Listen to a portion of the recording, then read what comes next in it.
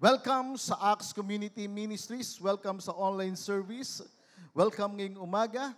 Sabi mo sa katabi mo, welcome sa gawain ng Panginoon. Welcome. Sabi mo sa kanya, salamat at nandito ka. Salamat at hindi ka nagsasawa sa Panginoon. Amen? Salamat at lalo kang pinaganda, pinalakas, pinagpala ng Panginoon. Amen? Purihin ang Panginoon. Ang Diyos na pinaglilingkuran po natin ay Diyos na buhay. Amen? Hindi siya patay. Hindi siya natutulog. Hindi siya nagbabakasyon. Ang Diyos ay nakatingin sa iyo at nakasubaybay sa iyo at ang kanyang pag-iingat ay nasa iyo. Amen? Pwede ba nating palakpakan ng Panginoon? Purihin ang Diyos. Hallelujah. Ngayong umaga, I'm so excited to share the Word of God because it talks about the revelation. It is our prayer that God will give us the spirit of wisdom and revelation in the knowledge of Him. Napakahalaga sa buhay ng mga anak ng Diyos yung kapahayagan. Kasi kapag meron kang kapahayagan, meron kang kaunawaan, kaalaman, karunungan tungkol sa Diyos, hindi ka alis sa Kanya. Hindi ka mawawala sa Kanya. Amen? Maglilingkod ka sa Kanya at ipagagamit mo sa Kanya ang iyong buhay. Gagamitin ka ng Panginoon at iangat ng Diyos ang iyong buhay sapagkat ang promotion, ang pagpapala ay hindi galing sa kabila o sa kanino man, no? Hindi galing sa east or west or north or south. The blessing and promotion of God comes from God. Amen? Galing sa Diyos. Sabi mo sa katabi mo, galing sa Diyos. Lahat galing sa Kanya. Ang buhay mo galing sa Kanya, ang kalakasan mo galing sa Kanya, ang kapayapaan ng buhay, pagpapala ng buhay galing sa Kanya. Ang pamilya mo galing sa Kanya. Amen? Ang asawa mo galing sa Kanya. Galing sa Panginoon yun. Asawang babae, asawang lalaki. Ang BF mo galing kay Lord. Ang GF mo galing kay Lord. Amen? Ang mga BFF mo galing kay Lord. Lalo na yung mabubuting kaibigan. Galing kay Lord yan. Amen? And of course, kahit na hindi mabuti, galing pa rin kay Lord yan kasi lahat ng bagay ay nagkakalakip-lakip na gumagawa sa mga nagmamahal sa Diyos. Amen? The Bible says, God causes all things to work together for the good of those who love God. And so today, I will preach on this subject about the revelation of the fullness of Christ. Ang kapahayagan ng kapuspusan ni Kristo sa mga mananampalataya. There is a revelation of the fullness of Christ. Praise the Lord. It is the will of God for you to understand this. Nais ng Panginoon na maunawaan mo ito. Muli, sabi ng Efeso, Kabanatang 1, talatang 16, dahil dito, patuloy akong nagpapasalamat para sa inyo. Patuloy akong nananalangin sa Diyos para sa inyo. Dumadalangin ako sa Diyos ng ating Panginoong Jesucristo, ang Ama ng kaluwalhatian, na ipagkaloob niya sa inyo ang espiritu ng karunungan at kapahayagan sa kaalaman sa Kanya. I'm so blessed because of the epistle of Paul in Ephesians. Ito'y nagbibigay sa akin ng kasariwaan, ng kaunawaan, ng karunungan, ng kapahayagan, na patuloy kong dinadalangin sa Panginoon, not just for me, but for my family, for everyone. Bawat isa. Dumadalangin ako sa Diyos ng ating Panginoong Jesucristo, ang Ama ng kaluwalhatian, na ipagkaloob niya sa inyo. Ipagkaloob sa bawat isa ang espiritu ng karunungan at kapahayagan sa kaalaman sa Kanya. Idinadalangin kong maliwanagan ang mata ng inyong isipan upang malaman ninyo kung ano ang pag-asa ng Kanyang pagkatawag. Maliwanagan ang mata ng inyong isipan. Tandaan natin mga kapatid, ang iyong isipan, ang iyong pagkaunawa, ang iyong pananampalataya, may mata yan. At ang kaaway, patuloy niya itong binubulag, patuloy niya itong dinidimlan, patuloy niya itong tinatakpan upang hindi magliwanag sa iyo ang kaalaman, ang karunungan at kapahayagan tungkol kay Kristo. And so, this is our prayer na maliwanagan ang mata ng inyong isipan upang malaman ninyo, upang malaman ng bawat isa kung ano ang pag-asa ng kanyang pagkatawag. Malaman mo kung ano ang kayamanan ng kaluwalhatian na kanyang pamana sa mga banal. Malaman mo yung pagkatawag sa iyo. Malaman mo tinawag ka ng Panginoon. Malaman mo yung kayamanan na meron sa iyo. available sa iyo. Idinadalangin ko na malaman ninyo kung anong kahigit na kadakilaan ng kanyang kapangyarihan. The exceeding greatness of His power toward us who believe. We believe in God. And so His power is available for us. His wisdom, His revelation is available for us because we believe. Tandaan natin, sa lahat ng sumasampalataya, available sa iyo ang pagpapala ng Diyos. Amen? Kaya kapag kayo sumasang-ayon, sumigaw lang kayo ng amen, parang si Pastor Bong, amen! Amen? Yun, para may buhay. Purihin ng Panginoon. Na sa pamamagitan ng kapangyarihan ito, binuhay niya si Kristo mula sa mga patay. This is the resurrection power. This is the dunamis of God. The resurrection power, binuhay niya si Kristo mula sa mga patay at siya ay kanyang pinaupo sa bahaging kanan ng kanyang kamay sa sangkalangitan. Ang Panginoong Jesucristo, ang kanyang kalagayan ay nasa kanang bahagi ng Ama na nasa langit. Doon siya ay higit na nakatataas sa bawat pamunuan. Take note of that. Nakatataas siya. Higit na mas mataas siya. 100%. Even 1,000%. Mas mataas siya sa bawat pamunuan, sa bawat kapamahalaan at kapangyarihan at paghahari at sa bawat pangalang ipinangalan. Kahit na kaninong pangalan, mas mataas ang pangalan ng Panginoong Hesus, hindi lamang sa kapanahon ito, kundi sa darating pa. At ang lahat ng mga bagay ay pinailalim sa kanyang mga paa at ipinagkaloob sa kanya na maging ulo ng lahat ng mga bagay para sa iglesia. At sino ang iglesia?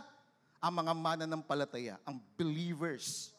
Hindi ang gusali, hindi ang building. Ang iglesia ay ang mga mananampalataya.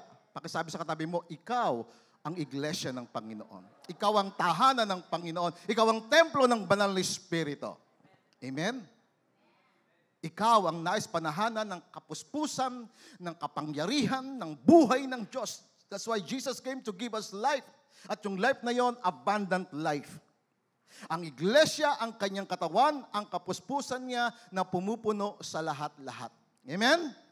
Purihin ng Panginoon. At sinabi sa Efeso, Kabanatang 3, talatang 14, dahil dito, iniluluhod ko ang aking mga tuhod sa Ama ng ating Panginoong Hesukristo, sa Kanya ay pinangalan o pinangalanan ang bawat angkan sa langit at sa lupa. Lahat ng mga sumasampalataya sa Panginoong Hesus, nakarehistro ang pangalan nila sa langit. Amen? Registered kayo sa langit. Kayo mga members ng Acts Community Ministries, no? Naka-register kayo lahat ng sumasampalataya, no? Yung pangalan nyo registered sa langit. Ito ay upang sa kayamanan ng kanyang kaluwalhatian ay palakasin niya kayong may kapangyarihan sa inyong panloob na pagkatao sa pamamagitan ng Espiritu o ng kanyang Espiritu. That He might grant you with His might through His Spirit in your inner being.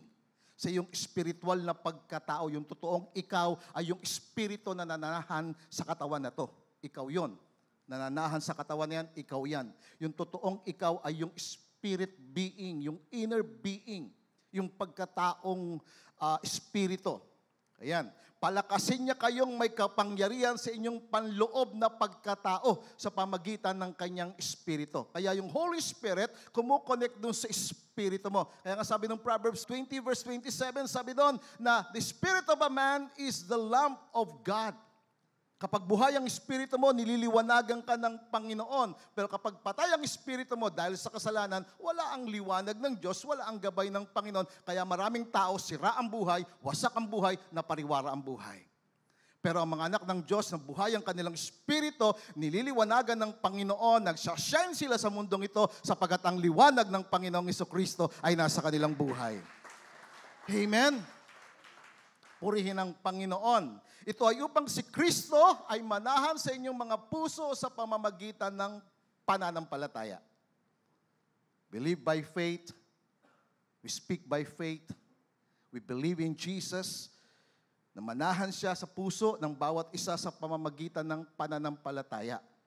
At upang kayo na nag-uugat at natatatag sa pag-ibig ay lubos na makaunawa. kasama ng mga banal. Sino yung mga banal na yon? Ikaw at ako. Kung ano ang lawak, yung lawak. Gaano ka kamahal ng Panginoon? Napakalawak ng pag-ibig ng Panginoon. Gaano kahaba? Napakahaba ng pag-ibig ng Diyos. Gaano kalalim? Napakalalim ng pag-ibig ng Diyos. Gaano kataas ang pag-ibig ng Diyos? Napakataas. Amen?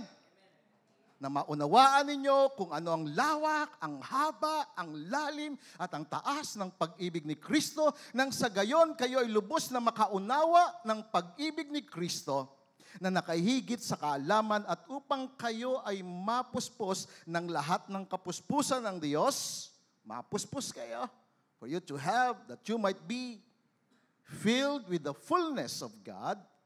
Siya, verse 20, ay makakagawa ng pinakahigit sa lahat ng ating hiningi o iniisip ayon sa kapangyarihang gumagawa sa atin. He is able to do exceedingly abundantly above all that we ask or think, according to the power that works in us. Why? Because we believe. The power is available for you because you believe.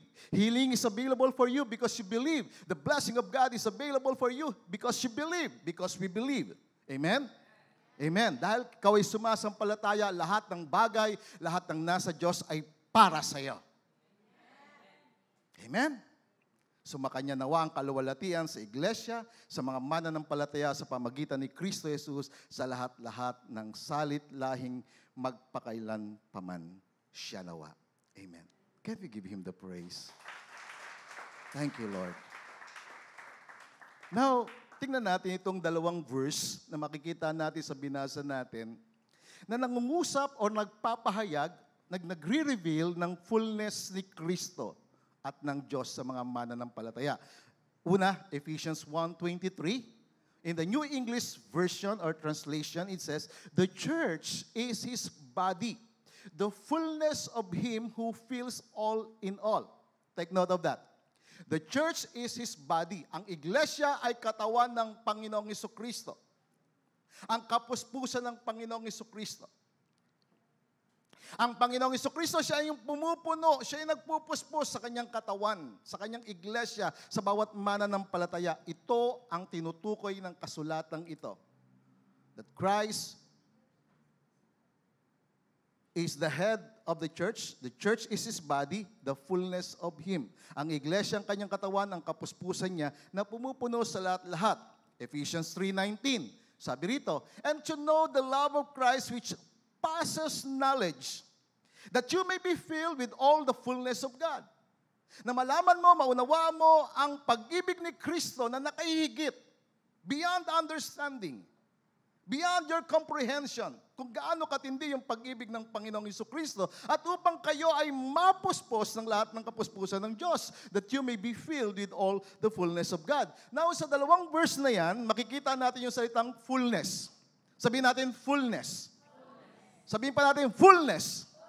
Yung with power, with authority. Fullness. Ayan, fullness. Yung kapaspusan.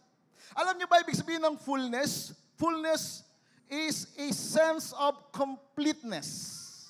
When you experience the fullness of God in your life, pinupuno ka ng Diyos. Pinupuspos ka ng Diyos. Pinupuspos ka niya ng kanyang kapangyarihan. Pinupuspos ka niya, pinupuno ka niya ng kanyang buhay. That's why Jesus came to give us life and to have it more abundantly. So yung buhay ni Kristo ay nananahan sa mga sumasampalataya kay Kristo. Sa mga naging anak ng Diyos, nananahan sa iyo yung buhay ni Kristo. Kaya ang anak ng Diyos ay hindi patay, ang anak ng Diyos ay hindi lousy, ang anak ng Diyos ay hindi lazy, ang anak ng Diyos ay buhay. Amen? Sabi mo sa katabi mo, ikaw ay buhay. Dahil ang Diyos na yung pinaglilingkuran ay buhay at makapangyarihan. Amen? At makikita natin dito yung salitang fullness na nag-describe ng completeness. In Ephesians chapter 1, verse 23, in the New Living Translation, it says, the church is His body.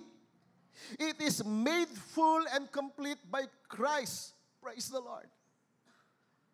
Ang iglesia ay katawan ni Kristo, ito ay kanyang pinupuno at kinukumpleto ni Kristo, who fills all things everywhere with Himself. So yung katawan ni Kristo, ikaw at ako, ay pinupuno niya. Kinukumpleto niya. Kaya kung may kakulangan sa iyo, hayaan mong puspusin ka ni Kristo. Hayaan mong punuan ka ng Panginoon. Hindi ang mundo ang magpupuno sa iyo. Hindi ang mundo ang mag-fill up sa iyo. Hindi ang mundo ang magkukumpleto ng iyong buhay. Ang magkukumpleto ng iyong buhay ay si Jesu Kristo. Wala nang iba. Amen? The church is His body. It is made full. Take note of the word, it is made full. Ginawa niyang puno at kumpleto kay Kristo. Ephesians 3 verse 19, in the New Living Translation, it says, may you experience the love of Christ. Maranasan mo ang pag-ibig ni Kristo, bagamat ito ay napakahirap maintindihan. Though it is too great to understand fully, then you will be made complete with all the fullness of life and power that comes from God. Wow! Purihin ang Panginoon. Maranasan mo yung pag-ibig ni Kristo. Na maranasan mo yung makumpleto yung buhay mo. Na ang buhay mo hindi hungkag, hindi empty, hindi kulang, na ikaw ay lacking. No, hindi. Na ikaw ay makumpleto ng lahat ng kapuspusan ng kanyang buhay at kapangyarihan na galing sa Diyos. Amen. Purihin ang Panginoon. Maranasan mo ito. Ito yung panalangin natin, ito yung inihiling natin, ito yung mangyari sa iyo. Now, take note of the word fullness. The word fullness in Greek is pleroma. Sabi natin pleroma. Yan ang ibig sabihin ng salita na Griego doon sa salitang fullness. Na ang ibig sabihin, to be filled with what? To be filled with what? With the presence and power of Christ and the life and the love of God. Wow! Amen. Purihin ang Panginoon. Wow! Kaya napakaganda, napakalawak, napakatindi ng salitang fullness. Na mapuspos ka ng presensya, ng kapangyarihan ni Kristo, mapuno ka ng buhay ng Diyos. Na magumapaw sa iyo ang buhay ng Diyos.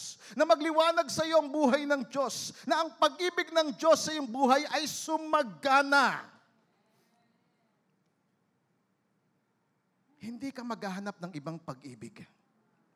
Hindi ka maghahanap ng ibang pagmamahal. In other words, hindi mo hanapin sa mundo mga bagay na alam mong walang kasapatan. Alam mong bagay sa mundong ito, walang kasapatan. Ang ating kasapatan ay na kay Kristo.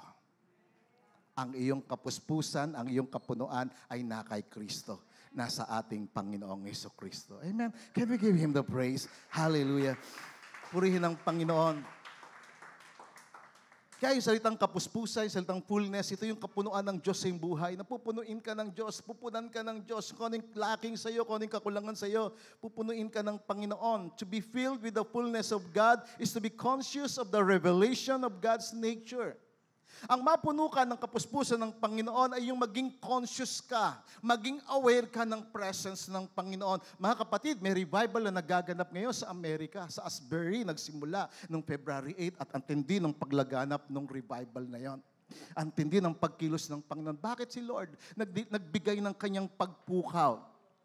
Take note, bakit? Kasi nung February 5, ano nangyari nung February 5? Sa Grammy Awards, sino nakakita nun? Na talagang pinromote nila ang pagsamba kay Lucifer.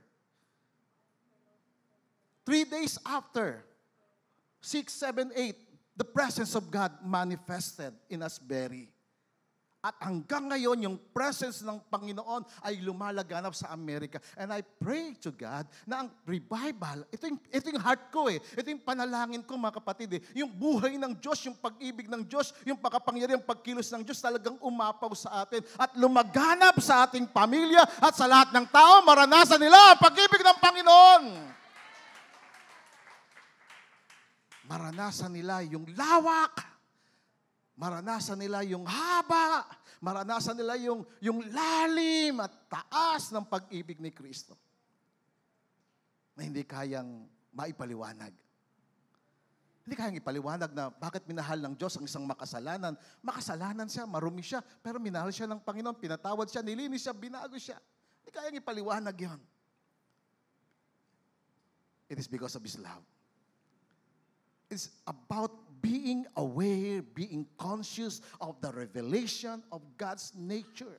Kapag napuspos ka, napuno ka ng buhay ng Diyos, ng kapangyarihan ng Diyos, magiging aware ka ng presence ng Panginoon.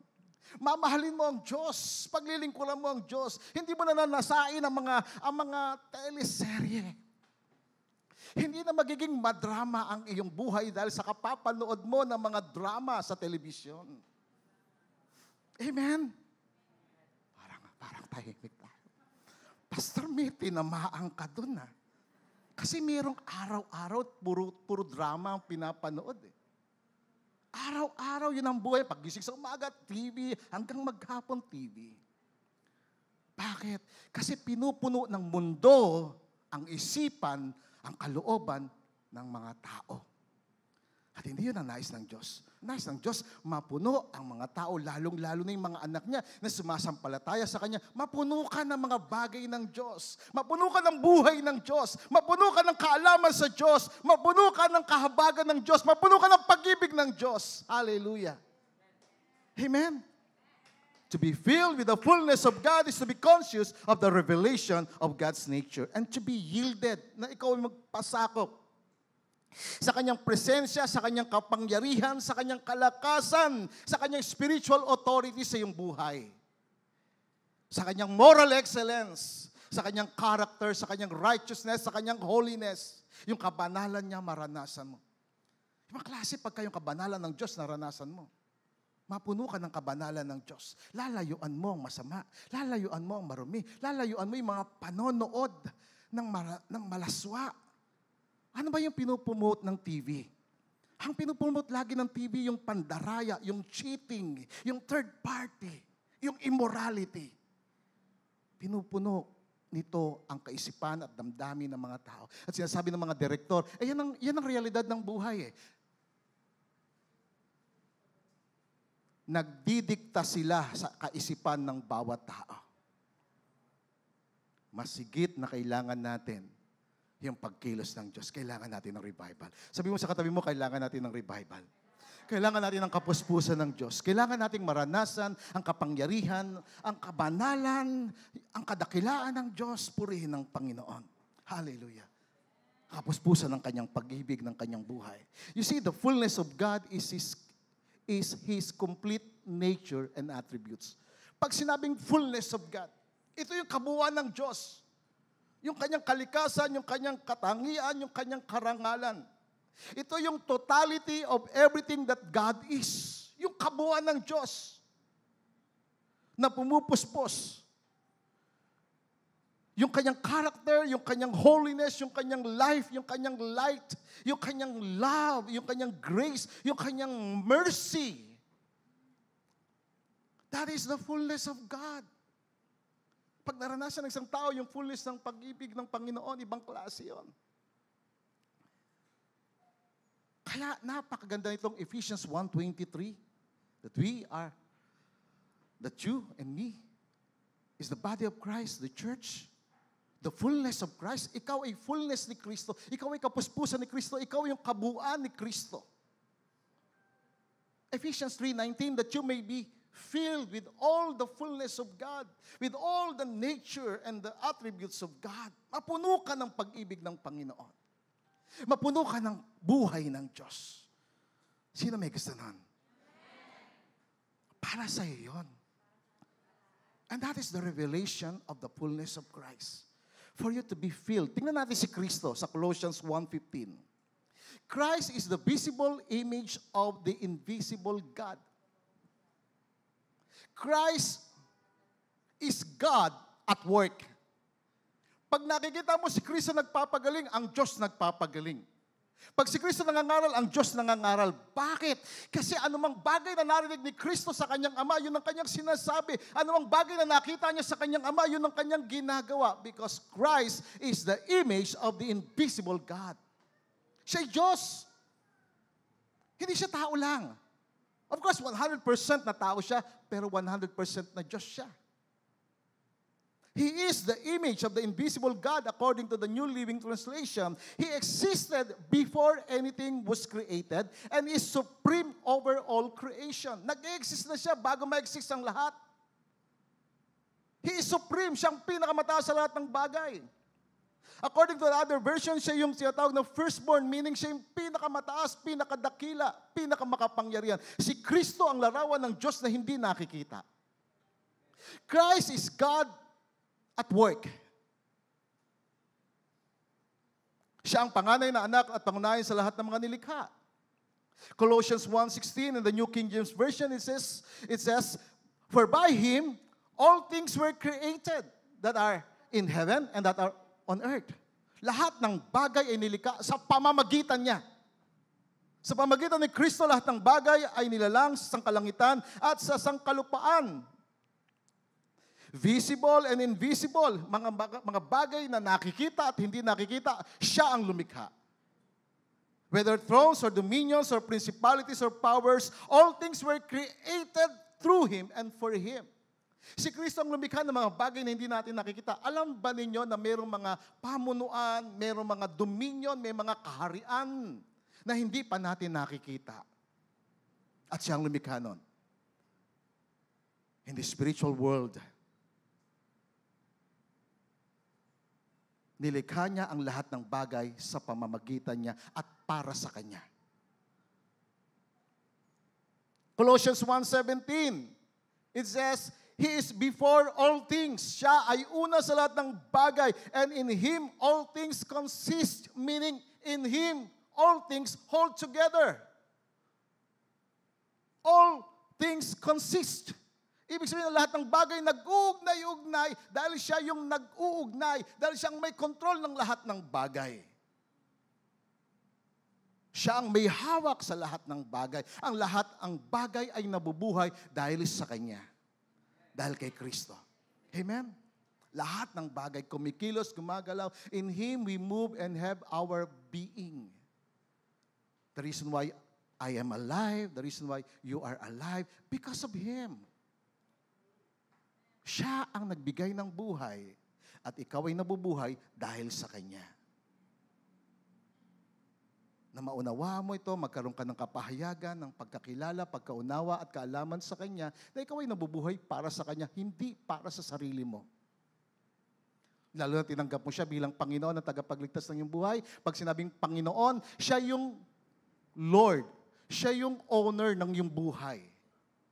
Hindi siya yung Panginoon, na pengi ka, Lord, Panginoon. Hindi. Siya yung Panginoon, siya yung may akda ng iyong buhay. Sa Kanya ka susunod, sa Kanya ka maglilingkod. Siya ang dahilan kaya ka nabubuhay. Kaya ka nandito sa mundong ito. He holds all things together. He holds all creation together. Amen? And verse 18 ng Colossians chapter 1, it says, He is the head of the body. Sino yung body? Yung church. Siya yung ulo ng katawan. Tayo yung katawan. Siya yung ulo, tayo yung church. He is the beginning, the firstborn from the dead. That in all things He may have the preeminence. Na sa lahat ng bagay, magkaroon siya ng kadakilaan, magkaroon siya ng pangunguna sa lahat ng bagay. Siya ang ulo ng katawan ng iglesia. He is supreme. Sabi ng New Living Translation, Christ is the head of the church, which is His body. He is the beginning, supreme over all who rise from the dead. Supreme siya, sovereign. Pinakamataas sa lahat ng nabubuhay. Siya ang una sa lahat, siya ang ating Panginoon, siya ang ating ulo. Purihin ang Panginoon. And verse 19, it says, It pleased the Father that in Him all the fullness should dwell. Take note of that. Ikinalugod ng Ama, ng Diyos Ama, na ang buong kapuspusan ay manahan sa Kanya. In Him all the fullness. Ano itong fullness na ito? It is the fullness of the Godhead. The totality of the divine nature and attributes. All the wealth of the being and the nature of God are eternal, infinite, and unchangeable in existence, in knowledge, in wisdom, in power, in holiness, in goodness, in truth, in love. Lahat ito nagmamanifest kay Kristo. Lahat ito ay na kay Kristo. yung kapuspusan ng Diyos, yung kaalaman, karunungan, kapangyarihan, kabanalan, kabutihan, katotohanan, yung pag-ibig ng Diyos na nanahan kay Kristo. Si Yesu Kristo ang kapahayagan ng pag-ibig ng Diyos. Yun yung fullness ng nature of God. And all of these nature and attributes, they are permanent and settled in Christ. Permanente ito kay Kristo.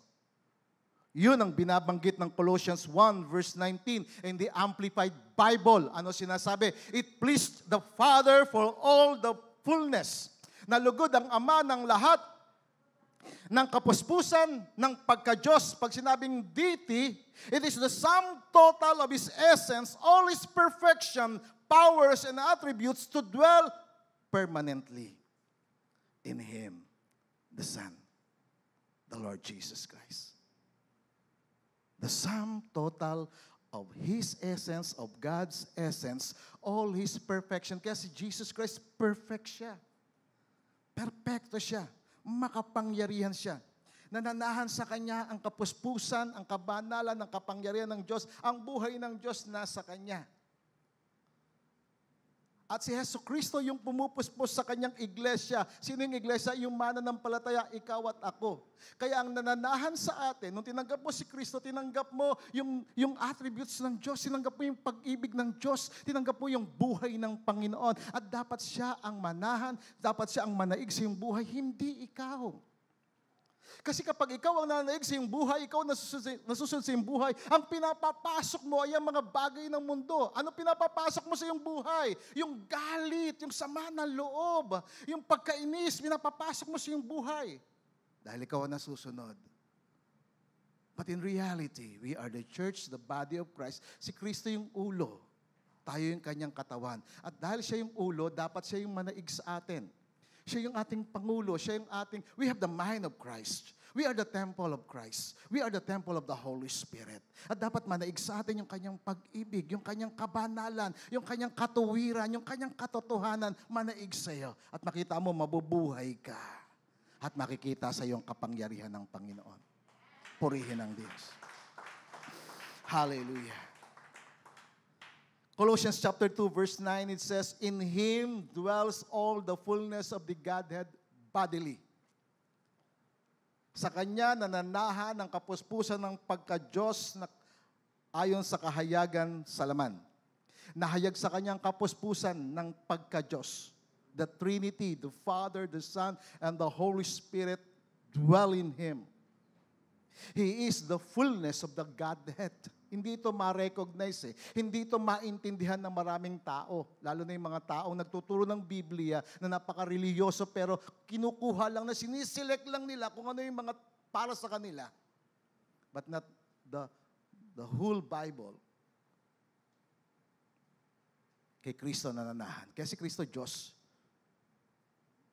He is God at work.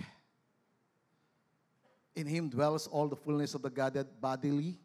Colossians chapter 2 verse 9 in the Amplified Bible, it says, for in Him all the fullness of the deity, the Godhead, dwells in bodily form, completely expressing the divine essence of God.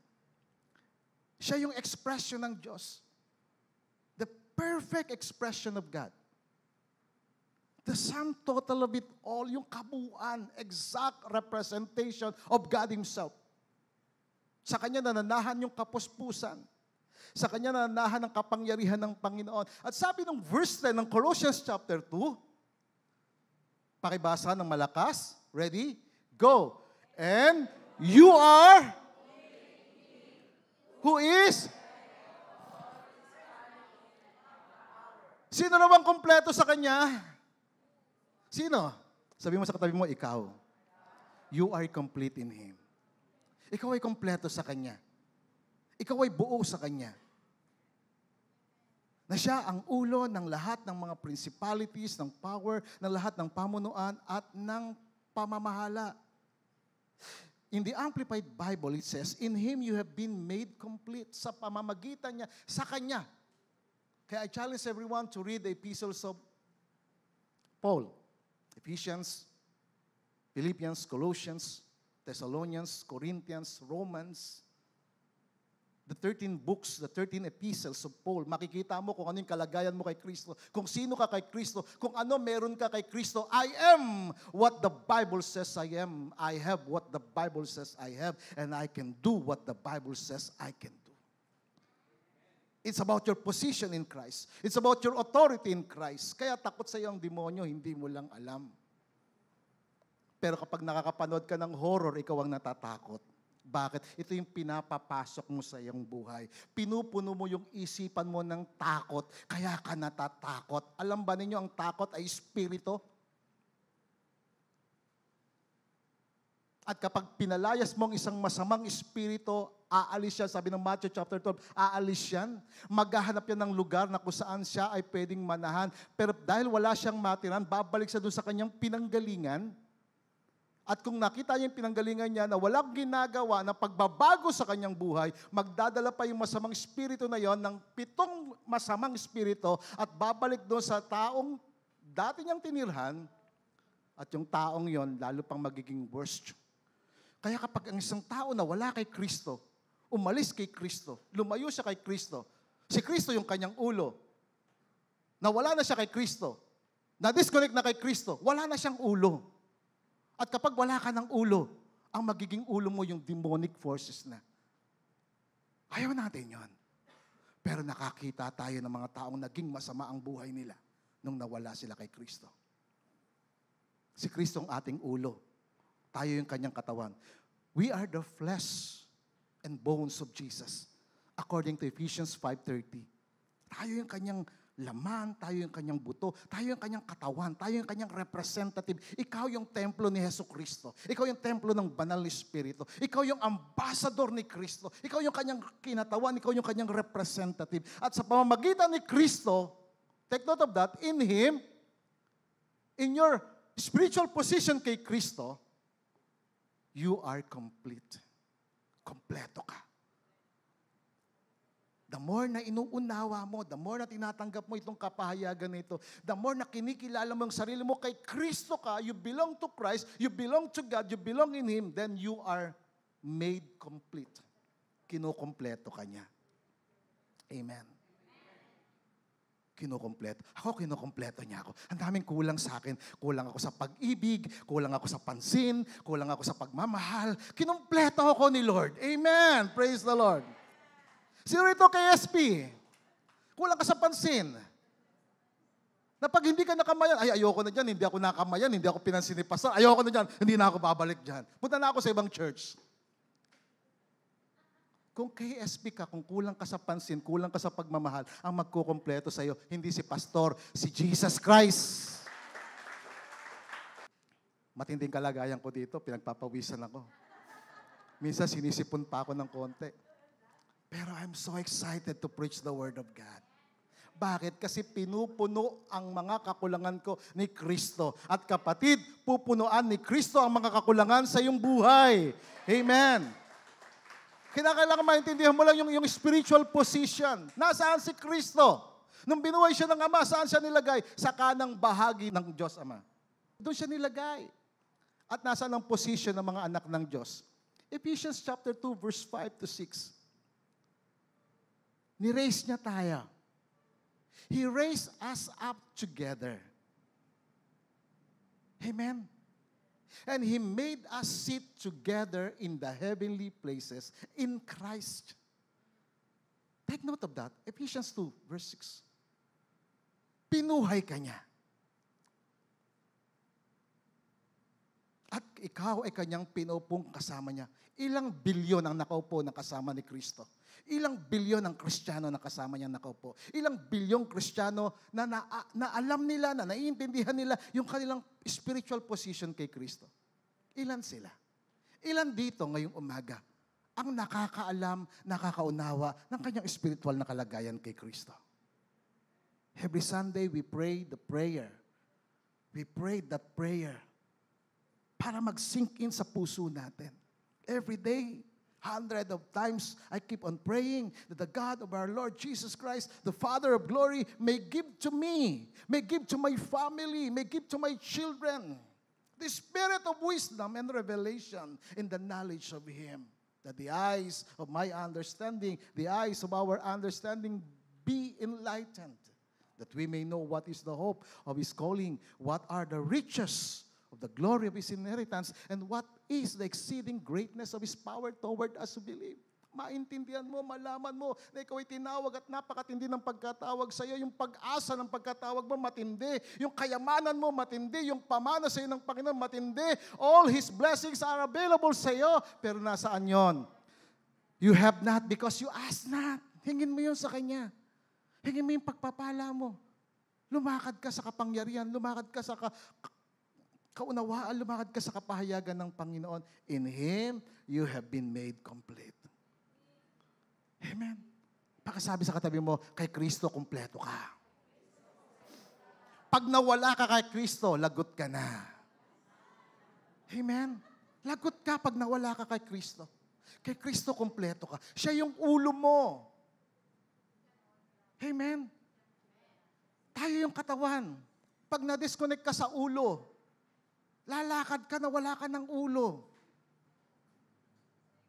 Diba? Physically, wala kang, spiritually, wala kang ulo. Yung iba nga nakuna ng picture, walang ulo. Bakit wala siyang ulo? Eh, wala kay Kristo eh. Ganun lang kasimple doon. Yun lang ang sagot doon. Nakuna ng picture, oh, walang ulo. Eh, wala kay Kristo yan. Kasi si Kristo ang ulo, tayo ang katawan. Amen? Can we give Him the praise? Now, the word complete in Greek is pleroo. Sabi natin pleroo. Pleroo meaning to be full or to have the fullness and to abound. The same word ng fullness. You are made complete in Christ. You are or you have the fullness because you are in Christ. You are complete in Christ and you have the fullness. He gave you life. Binigay niya kanyang buhay. And for you to have it more abundantly. Masaganang buhay. Masaganang buhay. Sino ang gusto na masaganang buhay? Pinagpalang buhay. Doon ka kay Kristo. Kasi minsan na kay Kristo ka. Paglipas ang ilang araw, wala ka kay Kristo. Kung susumahin yung oras mo, gaano karami ang oras mo kay Kristo? O gaano karami yung oras mo sa television? Sa mga teleserye? O sa social media? O sa games? Diba? Pinupuno mo yung isipan mo ng mga bagay ng mundo. Yung puso mo, pinupuno mo ng mga bagay ng mundo. You are not the temple of the world. You are the temple of the Holy Spirit. Therefore, you must be filled by the Holy Spirit. You must be filled by the things of God. Amen? So to be complete is pleroo, meaning to be full or to have the fullness and to abound. This is my prayer that you will grasp this revelation. Makuha mo, makas mo itong revelation that the church is the body of believers in Christ. And the church is the fullness of Christ, and the church is complete in Christ. The more you stay in Christ, the more you are in Christ, the more you will be complete. Kaya ang ganda ng every Sunday, nasa church ka, nakikinig ka ng Word of God. Nandito ka palagi. Pagkatapos nun, every day, nagbabasa ka ng Bible, binabasa mo yung 13 books na sinulat ni Paul. Ang ganda. Ang tindi ng New Testament. Pakiusap, kung nagbabasa kayo sa Old Testament, rest muna kayo. Punta kayo sa New Testament. And God will give you the revelation. 13 books. Pag sinamang Hebrews 14, yung letters ni Paul, personal letter yan eh. Personal letter yung mga letters ni Paul. Personal letter yung letter ni Peter. Personal letter yon. Epistles means personal letter for the church. Personal na letra ng Panginoon yan. Na pangungusap ng Panginoon sa iyo yan eh. Kaya nga kapag ikaw ay na kay Kristo, kompleto ka. Wala kang kakulangan kay Kristo, kundi ikaw ay kompleto, ikaw ay buo kay Kristo. At kung may kakulangan man sa iyo, kung mayroon mga bagay na kulang sa iyo, hingin mo sa Diyos, hingin mo kay Kristo sapagkat nakasulat that in Him you are complete. It is written. Sabi mo kay Lord, Lord, it is written. Nakasulat. Kay Kristo, kompleto ako. Kung nagkukulang ako ng talino, nagkukulang ako ng kaalaman, pagkalooban mo ako ng talino at kaalaman para hindi ako mabudol. Di ba, ang daming budol ngayon. Ang daming mga too good to be true na mga get rich quick scam. Pag wala kang talino, mapupunta ka sa mga bagay na yon na para bang mauubusan ka. Alam mo ang ginagawa ng dyablo? Kukunan ka lagi ng pera. Papasok ka sa iba't ibang lugar para ubusin yung pera mo. At pag wala ka ng pera, tatawanan ka niya at sasabihin sa iyo, ayan, wala ka ng pera, mukha ka ng kawawa. Diba? Pagka wala ng pera, galit na sila. Huwag mo akong kausapin. Wala akong pera. Don't talk to me. I have no money. In English ko lang. You see, kung may kulang sa iyo, pupunuan ka ni Kristo. Amen? You are complete in Christ and you are the chosen vessel of Christ to express the fullness of God's life. Amen? Can we give Him the praise? Praise the Lord. Now, the revelation of God to the church is this. Ulitin lang natin yung revelation ng fullness. Ephesians 1:23. We are the church of Jesus Christ. We are His body, the fullness of Him who fills all in all. Ephesians 3, verse 19, that you may be filled. He wants you. Take note of that. Sabi mo sa katabi mo, nais ng Diyos na mapuspos ka ng lahat ng kapuspusan ng Diyos, ng buhay ng Diyos, ng pag-ibig ng Diyos, ng kapangyarihan ng Diyos. Amen? When the Bible says that you may be filled with all the fullness of God, it means that you may be filled with all. It means all. All His power, all of His life, and all of His love. Ginagawa ito ng Diyos sa mga connected sa Kanya. Pinupuspos ng Diyos yung mga sumasampalataya sa Kanya. Tingnan natin yung testimony ni Apostle John in John chapter 1, verse 16. Sabi niya, and of His fullness we have all received, and grace for grace. Sa pamagitan ng Kanyang kapuspusan, lahat tayo. Sabi mo sa katabi mo, kasama ka dyan. Kasama ka dyan sa all. Huwag ka na magsalita ng sana all. Kasama ka dyan.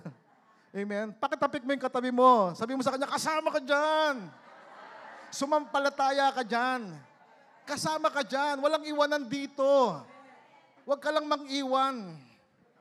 Amen? Kasi iba nang iiwan kaya nalileft behind. Pero pagkakasama ka, you are always have the things of God. You have always the things of God. In the Amplified Bible, ang sabi yan, tingnan natin, for out of His fullness, take note of the fullness, the superabundance of His grace and truth. Out of His fullness. Superabundance. Ano ibig sabihin ng superabundance? Talagang super. Matindi ito, sagana, sa kanyang kasaganaan, sa kanyang biyaya, sa kanyang katotohanan, and we have all received, past tense.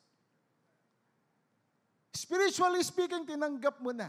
Ephesians chapter 1, verse 3, God blessed us with all the spiritual blessings in the heavenly places. Kanino? In Christ.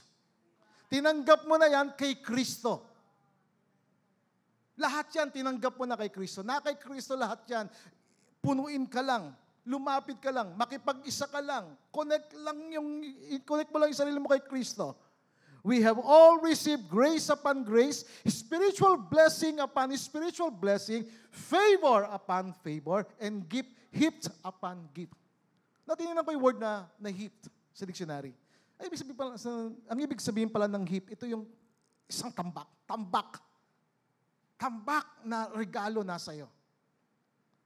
Pero bakit yung iba hindi nila nararanasan? Because sabi ni James, you have not because you ask not. Marami kang oras sa TV, marami kang oras sa social media, marami kang oras sa mundo, pero walang oras kay Lord. Walang oras sa Kanyang salita.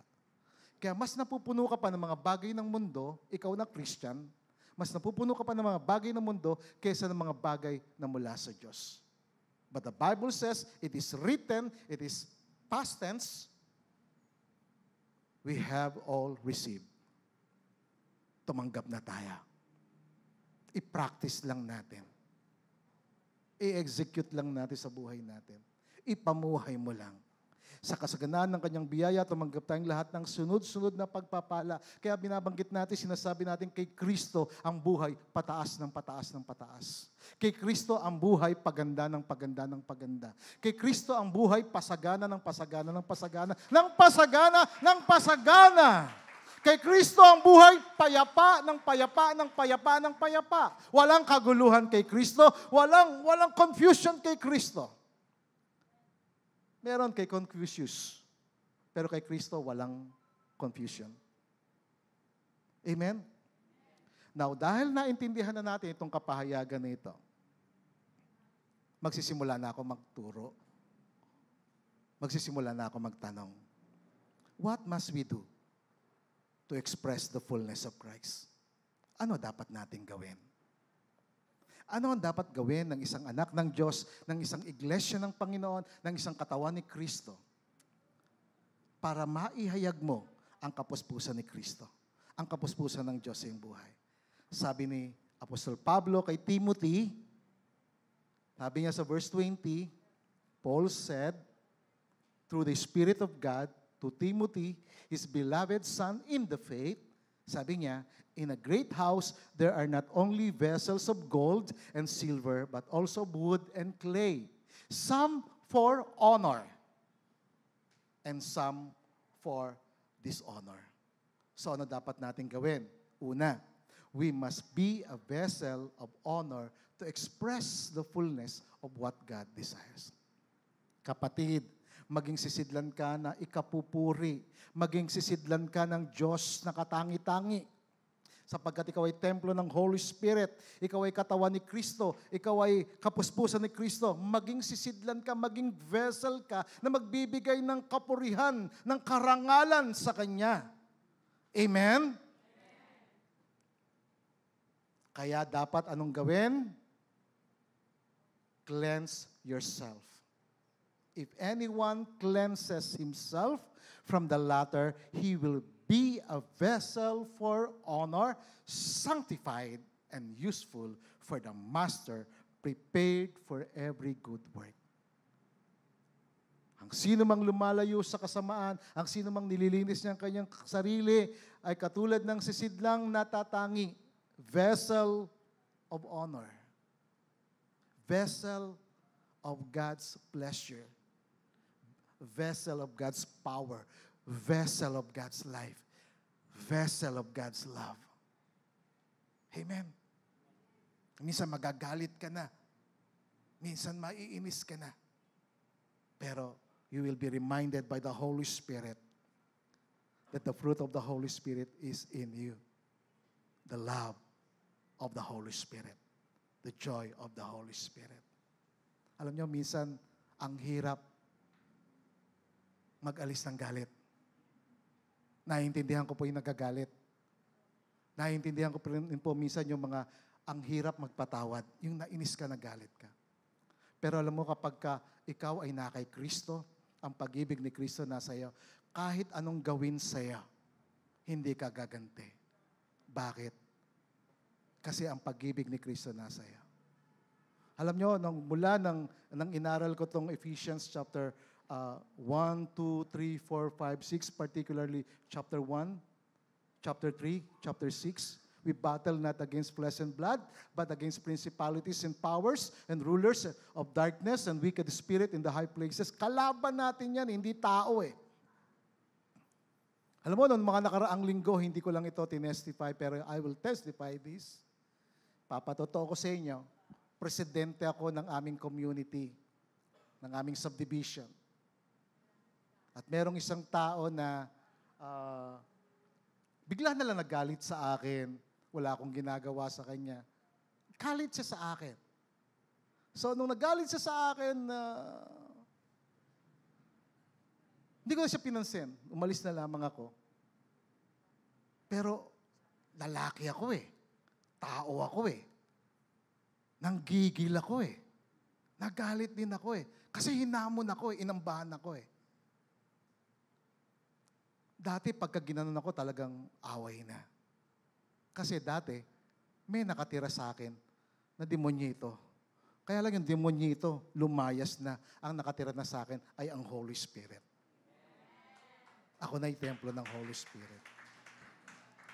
Hindi po yun natapos. Binalikan ako sa amin. Imagine, pinuntahan pa ako sa amin. 3:00 ng hapon. 7 times na umikot sa aming street, hinahanap ako. Lumabas daw ako kung talagang matapang ako. Wala naman akong pinagmatapang sa kanya. Wala naman akong ginawa sa kanya. Unknowingly, there was a divine intervention. Doon mo makikita yung kamay ng Panginoon. Alam nyo, sa bahay namin, walang tao. Yung mga tao sa bahay namin, dinala muna ni Lord doon sa doktor para magpa-check up. So walang tao sa bahay namin. Si Jade lang nasa taas kasi nagre-rest siya sa taas. Pero yung aming CCTV nando doon sa baba. At ako rin, unknowingly, inalis ako ng angel ng Panginoon. Hindi ko maintindihan mga kapatid. No? Bigla akong inalis sa bahay namin ng 3:00 ng hapon. Kasi meron akong kausap na, meron akong isang constituent doon sa isang lugar na kailangang humingi ng tulong sa akin. Sa kabilang street naman yon ng aming subdivision. Ayoko sanang pumunta, kaya lang parang may nagtutulak sa akin na pumunta ako doon. It was a move of God. It was a move of the angel of God. Kasi bawat anak ng Diyos merong angel. Amen? May angel ka. Lahat ng sumasampalataya sa Diyos, lahat ng mga anak ng Diyos merong angel. Yung mga tao sa mundo, wala silang angel. Kung meron silang angel, peke yun. Pero yung mga totoong anak ng Diyos, meron silang angel. So, nung 3:00 na nga po na yun, parang may nagtutulak sa akin na umalis ako at pumunta ako doon sa kabilang street. Nasa kabilang street lang ako, pero yung lalaki na yon, meron siyang sidecar at yung sidecar niya merong bayong at sa bayong na yon merong laman. I don't know kung ano yung laman nun. Pwedeng baril, sabi ng kapitbahay namin, may baril or pwedeng may kutsilyo. Hinahanap ako. 7 times, sumiikot doon. Nakita sa CCTV. Nung nalaman ko yon, nag-pray ako, lumuhod ako sa Panginoon. Lord, salamat po. Kasi walang tao sa bahay, wala ako. Kung nandoon ako, lalabas ako. At kung nandoon ako, pwedeng mabaril ako o mapatay niya ako. Hindi ko alam kung bakit siya nagalit kasi may demonyo sa kanya. I sensed the demonic spirit during that time and I prayed to God na talagang kinuman ko yung demonic spirit na yan. We have the power to bind and to loose. Whatever we bind on earth shall be bound in heaven. Remember Matthew 18 verse 18? Matthew 16 verse 18, Matthew 18 verse 19. Whatever we bind on earth shall be bound in heaven. Whatever we loose on earth shall be loose in heaven. Hindi gagalaw ang langit kung wala tayong ginawa sa lupa. Pag may ginawa ka sa lupa, gagalaw ang langit.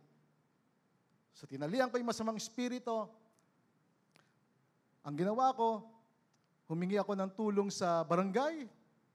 Hindi ko siya hinarap, humingi ako ng tulong sa barangay. Pag uwi ko, kinaumagahan, Sunday yon, ang hirap eh. Sunday yung magpipreach ako, puyat ako kasi iniisip ko yung ginawa sa akin.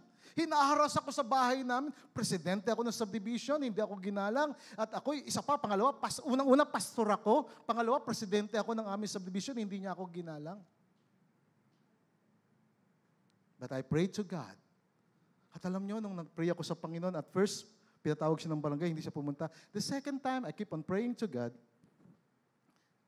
humarap siya sa barangay. At alam niyo, pagharap niya sa barangay, sabi ko sa kanya, nag-uusap kami. Sabi ko sa kanya, alam mo, Brad, hindi ka pa humingi ng tawad sa akin, pinatawad na kita. Sabi ko sa kanya. Kasi, umamo na yung mukha niya eh. Nung nagharap kami, nagpipray ako, ito yung kagandahan na alam mo kung ano yung tamang atmosphere na gusto mong mangyari. We don't want negative atmosphere. Tinataboy natin ang negatibong espiritu. We want the atmosphere of God, the presence of God. Kaya nung sa barangay kami, nagpray ako, Lord, mabago yung atmosphere. I want your atmosphere, your presence. Kaya nung nandun kami sa barangay, pati yung lupon talagang ang ganda nung flow eh. At yung lalaki na yon, umamo yung mukha niya. Humingi siya ng tawad sa akin. Humingi siya ng tawad. Kaya sabi ko sa kanya, hindi ka pa humingi ng tawad sa akin, pinatawad na kita. Bakit? Kasi para maging mapayapa ako. Alam niyo mga kapatid, pag hindi ka nagpatawad, hindi ka magiging payapa. Pinatawad ko siya for my sake, para sa akin. Para makatulog ako. Kasi lalaki ako eh. Sanay ako sa gulo, sanay ako sa away. Lumaki ako si squatter na talagang ang gulo ng buhay ko noon. Kinuha lang ako ng Panginoon. Inalis niya ako sa karasan ng buhay. Kaya, sabi ko sa kanya, pinatawad na kita para maging mapayapa ako. At ibinibigay ko sa iyong pagpapatawad para ikaw din maging mapayapa. At dahil doon, kinamayan niya ako at nagkamay kami. Ang ganda ng atmosphere ng time na yan. Purihin ang Panginoon. Divine intervention. Ano point natin? Bakit natin sinasabi yon? Para maging vessel of honor tayo. Amen? Hindi vessel of dishonor. Linisin natin ang ating sarili, no? Maging mapayapa tayo at lumayo tayo sa kasamaan. Sabi ng 2 Timothy chapter 2 verse 22. Verse 21, binanggit ba dyan? Pinakita yung verse 21. Tingnan natin. Ayan. If anyone cleanses himself, the latter will be a vessel for honor, sanctified and useful for the master, prepared for every good work. Nakahanda sa lahat ng gawaing mabuti. 2 Timothy chapter 2 verse 22, layuan mo ang masamang pagnanasa ng kabataan. Flee. Layuan mo. Kasi templo ka ng Holy Spirit. Kasi nasa iyong buhay ng Diyos. Kasi ikaw ay iglesia, katawan ng Panginoong Jesucristo, ikaw ang kanyang kapuspusan, ang Diyos na nanahan sa iyong puso. Layuan mo ang masamang pagnanasa ng kabataan. Alam naman natin kung ano yung mga masamang pagnanasa. Pagsikapan mong mabuhay ka sa katuwiran, sa pananampalataya, pursue righteousness, faith, love. Habulin mo yon. Pagsikapan mong mabuhay ka sa katuwiran, sa pananampalataya, sa pag-ibig, sa kapayapaan, kasama ng mga tumatawag sa Diyos na mayroong dalisay na puso. With those who call on the Lord out of a pure heart. Yun ang dapat natin gawin. Sabi mo sa katabi mo, maging sisidlan ka na ikapupuri sa Diyos. Pangalawa, ano dapat natin gawin para ma-express natin yung fullness ni Kristo sa atin? We must be a vessel of honor to express the fullness of the power of God in the natural realm. Maging sisidlan tayo na natatangi na kung saan ang kapuspusan ng kapangyarihan ng Diyos ay nahayag sa ating natural na kalagayan. 2 Corinthians chapter 4 verse 7, this is the testimony of Paul. Ano yung testimony niya? Sabi niya, we have this treasure. Amen. Meron tayong kayamanang ito sa mga sisidlang lupa. I have this treasure. Ano tong treasure na ito? Ito yung life ni Jesus. Yung treasure na ito yung love ni Jesus. Yung treasure na ito yung power ni Jesus. Amen? We have this treasure. Meron tayong kayamanan. Ang kayamanan natin, yung buhay ni Kristo, yung pag-ibig ni Kristo, taglay namin ang kayamanan ito sa mga sisidlang lupa. Itong katawan na ito ay lupa ito. Pag tumanda ka na, amoy lupa na. Pero salamat sa mga matatanda rito, ang bango-bango pa rin, at ang ganda pa rin, at sariwa pa rin. Amen. Purihin ang Panginoon. Nanggigising lang ako. Hallelujah! Meron tayong treasure, meron tayong kayamanan sa mga sisidlang lupang ito. Sa earthly bodies na ito. We have this earthly body. Earthly body. Pangmundong katawan. Pero meron tayong panlangit na katawan. Sabi nga ni D.L. Moody, someday somebody will tell you that I am dead. And he said the word, don't believe a word of it. At that moment, I shall be more alive than I am now. I shall have gone higher. That is all out of this old clay tenement. this earthly body into a body that is fashioned into His glorious body. A body that sin cannot touch. A body that is perfect and glorious. Praise the Lord. Yun yung katawan natin.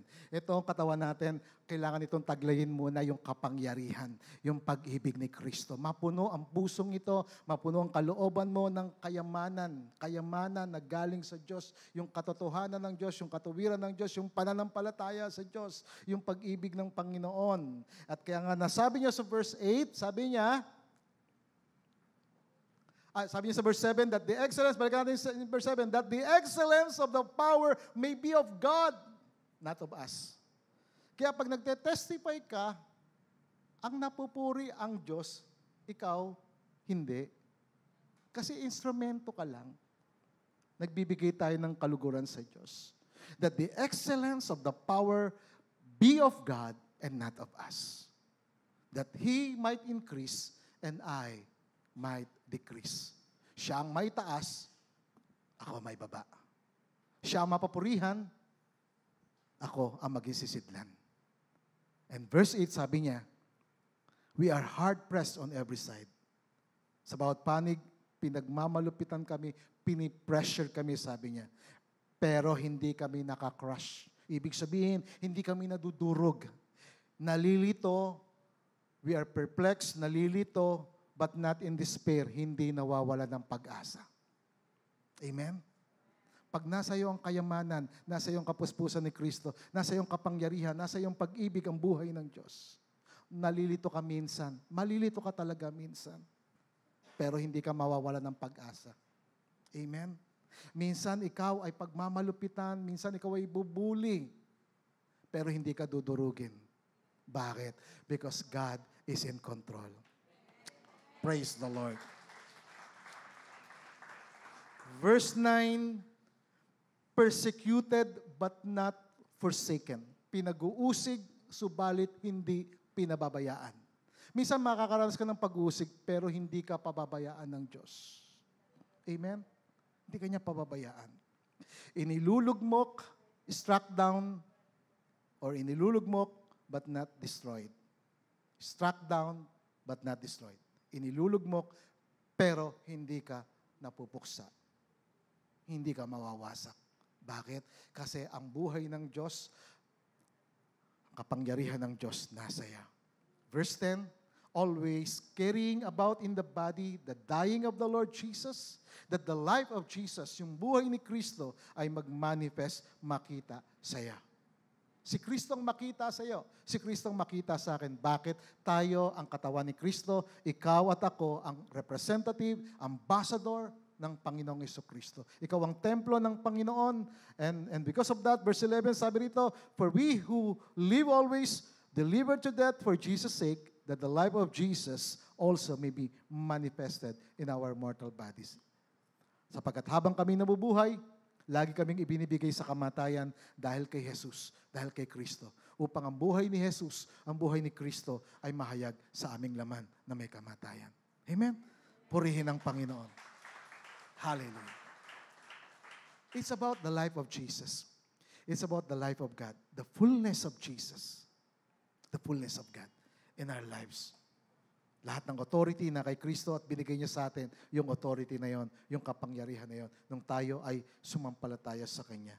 At bilang church, bilang iglesia ni Kristo, ng ating Panginoong Jesucristo, tayo yung kapuspusan niya. At hindi i-express, hindi ihahayag ng Panginoon yung Kanyang buhay, yung Kanyang pag-ibig sa mga hindi sumasampalataya sa Kanya. Sa mga hindi anak ng Diyos. Sa mga hindi connected sa Kanya. Ang Diyos gumagalaw, kumikilos sa mga taong connected sa Kanya. Sa mga taong mayroong maalab na ugnayan at relasyon sa Kanya. At kung tayo po na mga mananampalataya bilang katawan ng Panginoong Jesucristo, makuha natin ito. Itong kapahayagan na ito. Itong kapuspusan na ito. At tayo po'y gumawa ayon doon sa kapahayagan, ayon doon sa kaalaman, ayon doon sa kaunawaan na ating pong natanggap. At ayon doon sa ating ugnayan sa ating Panginoong Jesucristo, babaguhin niya ang buhay mo. Itataas niya ang iyong buhay. Iaangat niya ang iyong buhay. Makikita mo yung pagpapala ng Diyos sa iyong buhay na walang sapat na lugar na paglalagyan. Hallelujah. At maaavoid mo, maaalis mo, maitataboy mo ang kadiliman sa iyong buhay kapag ikaw ay lumakad sa kaliwanagan ng kapahayagan ng banal na Espiritu sa iyong buhay. Mga kapatid, we must be aware of this. We must be conscious. Ito dapat maging puso natin.